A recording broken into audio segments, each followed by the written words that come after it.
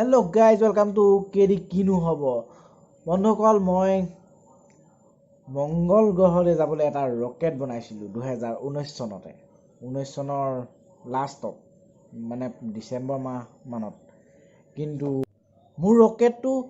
অকনমান মাটিৰ পৰা উঠোতেই ব্লাষ্ট হৈ গ'ল আৰু মোৰ সপোন ভাঙি গ'ল আৰু সেই কাৰণে মই ভিডিওটো আপলোড নকৰিলো ইউটিউবত কিন্তু ভিডিওটো আজি এটা মোবাইলত মোৰ এটা পুৰণা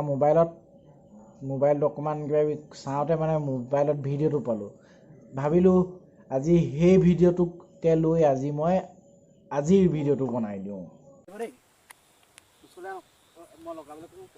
বন্ধুসকল এই ভিডিওটোত মাত্ৰ ৰকেটত লগাই থোৱা কেমেৰাটোৰ ভিডিওটোহে আছে বাকী বিলাক ভিডিও ডিলিট হৈ গ'ল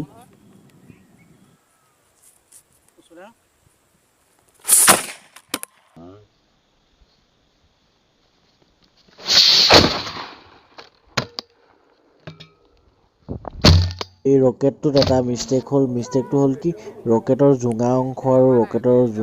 জোঙাৰ তলৰ অংশটো ভালদৰে ফিক্স কৰা নহ'ল সেয়েহে এই ৰকেটটো লঞ্চ হওঁতে ৰকেটৰ জোঙা অংশটো ওপৰলৈ গ'ল আৰু য'ত কেমেৰাটো লাগি আছিল সেই অংশটো থাকি গ'ল